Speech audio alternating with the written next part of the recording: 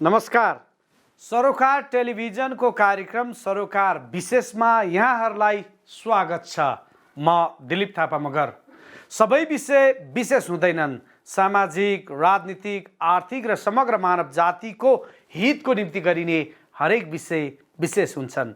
समाजको हितमा गरिने हरेक कार्यको सम्मान गर्दै समाजको हित विपरीतका कार्यको भण्डाफोर गर्ने विषयवस्तु सरोकार विशेषको प्राथमिकतामा पर्ने गरेका छन्। दर्शकहरू, आजको सरोकार विशेषमा नेपालमा कोरोना महामारीको अवस्था र सरकारको तयारीबारे चर्चा गर्नेछौँ।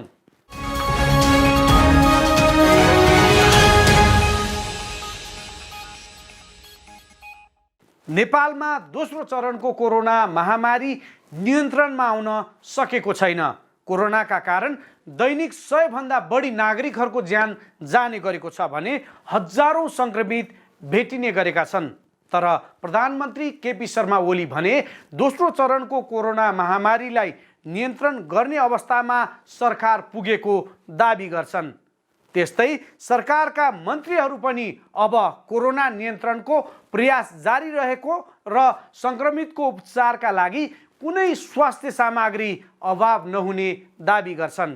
तर मुलुकका अधिकांश अस्पतालमा बिरामीको चाप बढ्दो छ भने अक्सिजनको अभाव भएको अस्पतालले जानकारी गराउँदै आएका छन्। यता स्वास्थ्य मन्त्रालयले अक्सिजनको आपूर्ति सहज भए पनि व्यक्तिगत वा संस्थागत रूपमा लगिएका सिलिन्डर फिर्ता नगर्नाले समस्या भएको जनाएको छ।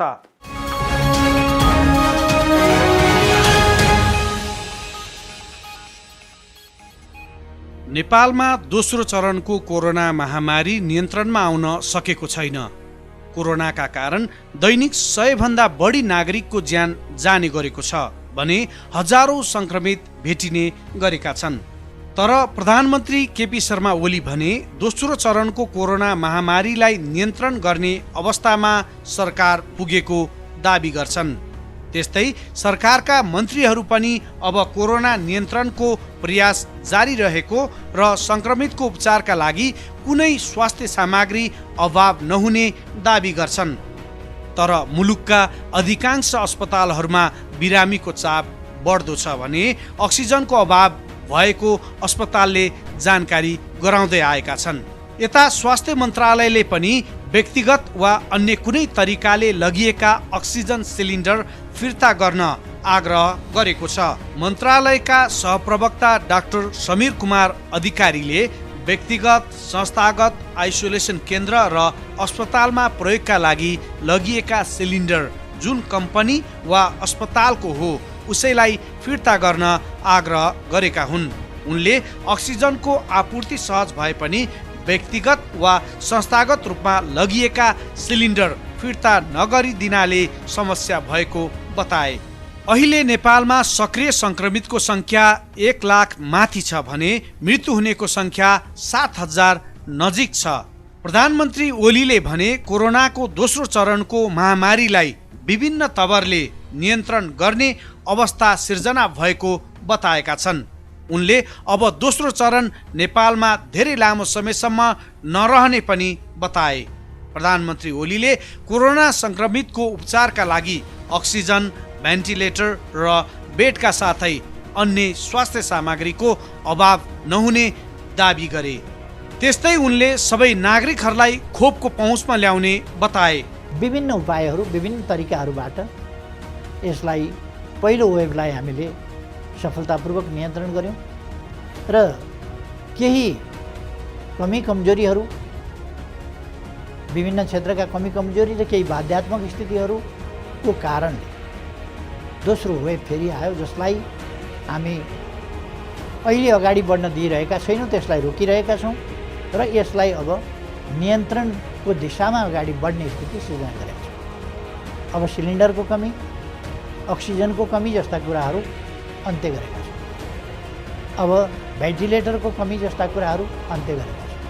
अब बेडहरूको कमी अन्त्य गरेका छौँ। यसरी स्वास्थ्य उपचारको सन्दर्भमा औषधि या स्वास्थ्य उपकरणहरूको सन्दर्भमा कुनै कमी हुन नदिने ती कामहरू हामीले गरेका छौँ। र अब भ्याक्सिन हामीले सुरु गरेका छौँ। दक्षिण एसियामा हामी भ्याक्सिन उत्पादक होइन, तर भारतभन्दा पछि दोस्रो देश हौँ हामी जसले भ्याक्सिन सुरु गर्यो। अहिले महामारीको दोस्रो लहर, तेस्रो लहर र विभिन्न भेरिएन्टका साथ आएको हुनाले भ्याक्सिनको पर्याप्तता विश्वमा छैन। त्यो अपर्याप्तताको सामना हामी पनि गरिरहेका छौँ, तर हाम्रा प्रयासहरू जारी छन् र हामी भ्याक्सिन छिटै नै उपलब्ध गराउनेछौँ र आवश्यक मात्रामा भ्याक्सिनको अभियानलाई अगाडि बढाएर निकट भविष्यमा सम्पूर्ण जनतामा भ्याक्सिन पुर्याउने प्रयासमा जुटेका छौँ। तसर्थ सरकारका प्रयासहरूप्रति विश्वस्त रहन, यो महामारी हो, यो हामी सबैको साझा समस्या हो, त्यसकारण यसका विरुद्ध लड्न सबै एकजुट हुनका लागि म सबैमा आग्रह पनि गर्न चाहन्छु।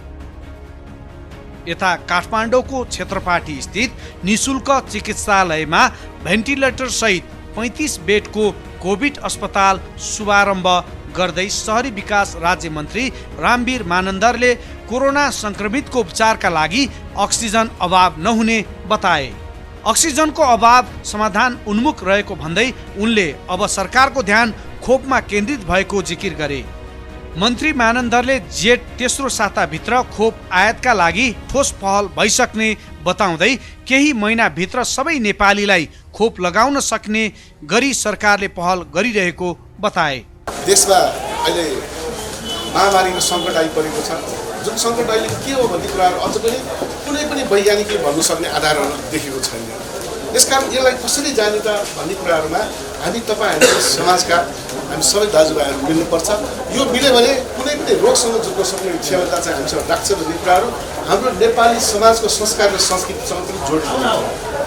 हिजोको दिनहरूमा हामीले यसो हिसाब किताब गर्दाखेरि हामीले खानपिनदेखि लिएर हाम्रा संस्कार र संस्कृतिहरूसँग र हामी मर्दा र पर्दाका कुराहरू चाहिँ जोड्ने हो भन्दाखेरि आजको यो महामारी हाम्रो नेपालमा चाहिँ आइरहेको महामारीसँग हामीले जुझ्ने क्षमता संस्कार र संस्कृतिसँग पनि जोड्नुपर्छ भन्ने मान्यता हामीले अहिले पनि सिकाइदिएको छ, बोलेको छ।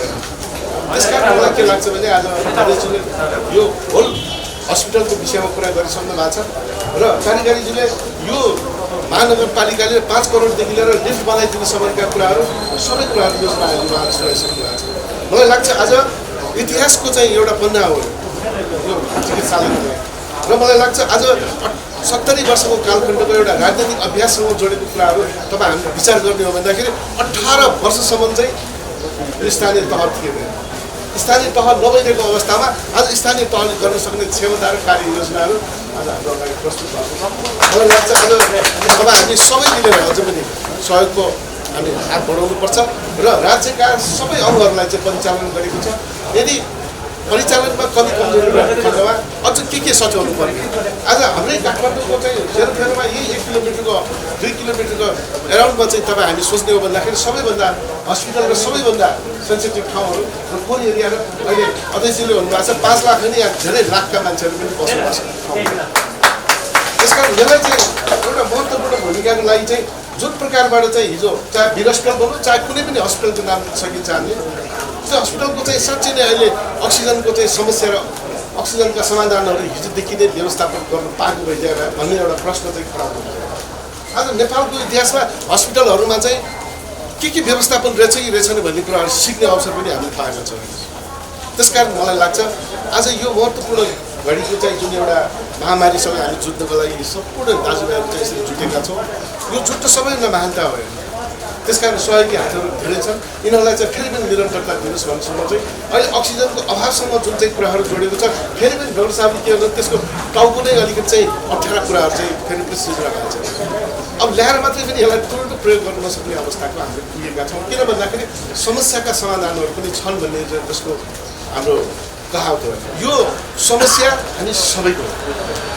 यसलाई उनलाई देखाउने चाहिँ यो हाम्रो बाहना चाहिँ नगरौँ भन्ने म तपाईँहरूसँग अनुरोध गर्न चाहन्छु। आखिर हामी नै समाजका मान्छेहरू, यो समाजले समाजलाई चाहिँ सहयोग गर्नुपर्ने भावना हिजोदेखि हाम्रो परम्परा पनि छ र आज एउटा चरणको चाहिँ एउटा महत्त्वपूर्ण भूमिकामा छौँ। त्यो भनेको महामारी हो र फेरि पनि महामारी चर्किने भन्ने कुराहरू चाहिँ एउटा भनिरहेका छन्।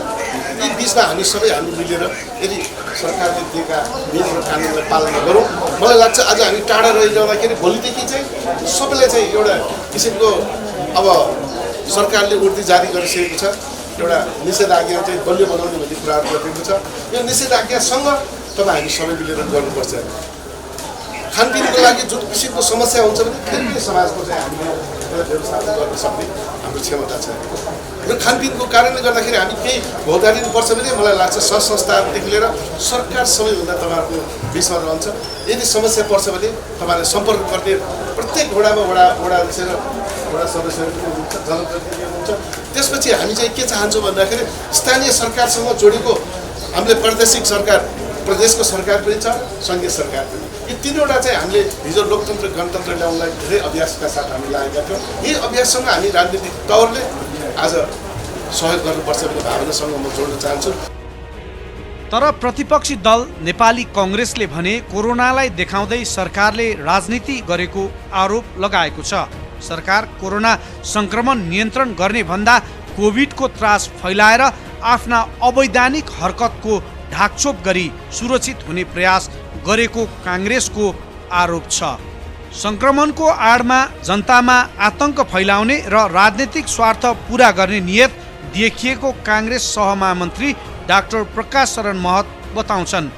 कोरोना महामारीमा पनि सरकारले अक्सिजन र भेन्टिलेटरको व्यवस्था गर्ने, पीसीआर परीक्षणको दायरा विस्तार गर्ने र गाउँ-गाउँका नागरिकलाई पनि उपचारको दायरामा पुर्याउने सार्थक प्रयास गर्न नसकेको उनले बताए। कोभिडको जुन महामारी छ, यो महामारीका सम्बन्धमा हामीले केही समय अगाडि प्रधानमन्त्रीलाई पनि 15 बुँदे ज्ञापन पत्र दिएका हौँ। तर सरकार अहिले पनि यो कोभिड संक्रमणलाई रोकथाम गर्ने भन्दा पनि यसको आडमा राजनीति गर्न खोज्दैछ, जनतामा एउटा प्यानिक आतंक फैलाउन खोज्दैछ। अब यति 2 दिनभित्र यो किनमेल गर भन्ने किसिमका कुराहरू लगायत जुन कुराहरू गर्दैछ। सरकारको आशय अहिले पनि जुन अक्सिजनको सुनिश्चितता गर्ने, अस्पताल बेडको सुनिश्चितता गर्ने, दुर्गम गाउँ-गाउँमा पीसीआर परीक्षण पुर्याउने, त्यहाँ जो चाहिँ सङ्क्रमित छन् उनीहरूको चाहिँ उपचार सुनिश्चित गर्ने भन्दा पनि यो सङ्क्रमणको आडमा जनतालाई आतंक फैलाउने र राजनीतिक स्वार्थ सिद्धि गर्ने कोसिस जुन सरकारबाट भइरहेको छ, यसको हामीले चाहिँ भर्त्सना गरेका छौँ। र फेरि पनि हाम्रो गम्भीर माग सरकारसँग के छ भनेदेखि तत्काल यो जनताका आवश्यकता, जनताको पीरमर्का जुन अहिले चाहिँ लकडाउनको कारणबाट चाहिँ धेरै ठुलो जनसङ्ख्या, श्रमिक वर्ग, साना व्यवसायीहरू, सानोतिनो व्यवसाय गरेर चाहिँ रोजगार चलाउनेहरू को जीवन सङ्कट परेको छ। एकातिर स्वास्थ्य सङ्कट छ, अर्कोतिर चाहिँ जीविकोपार्जनको सङ्कट पनि बढेको अवस्थामा उनीहरूलाई राहत सुनिश्चित गर्ने, जुन हातमुख जोड्ने समस्या आएको छ उनीहरूलाई चाहिँ सुनिश्चित गर्नेतर्फ चाहिँ सरकार केन्द्रित हुनुपर्ने ठाउँमा अहिले झन् एउटा चाहिँ आतङ्कको वातावरण सिर्जना गरेर यो जनअधिकारलाई चाहिँ निषेध गर्ने र जुन चाहिँ एउटा सरकारले चाहिँ अवैधानिक बाटो अख्तियार गरेको छ त्यसलाई चाहिँ मजबुत गर्ने बाटोमा चाहिँ जुन लागेको छ यसको चाहिँ हामीले निन्दा गरेका छौँ। सरकारले कोरोना सङ्कट र चुनावको दबावका बीच बजेट ल्याउँदैछ। बजेटलाई कोरोना महामारीसँग जुझ्न केन्द्रित गर्नुपर्ने सरोकारवालाको सुझाव छ। महामारीलाई सम्बोधन गर्ने गरी नै बजेट ल्याउनु पर्ने भएकाले चुनाव पनि सँगसँगै व्यवस्थापन गर्नुपर्दा दबाव बढेको अर्थ मन्त्रालयको निष्कर्ष छ। यस्तोमा जनतालाई कोरोना महामारीबाट जोगाई मुलुकलाई चलायमान बनाउन अनुमानका भरमा नभई वास्तविकतामा अहिले देखिएको समस्या समाधान गर्न जरुरी देखिन्छ।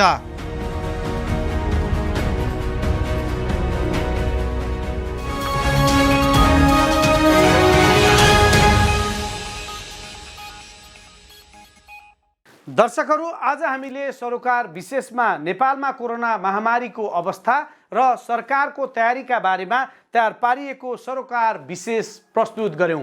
कार्यक्रम सरोकार विशेषमा हामी समाजका तिता मिठा यथार्थबारे जानकारी दिन उपस्थित हुने गर्छौँ। आजलाई कार्यक्रम सरोकार विशेष यति नै। सम्पूर्ण युनिटलाई बिदा दिनुहोस्। हेर्दै गर्नुहोला सरोकार टेलिभिजन।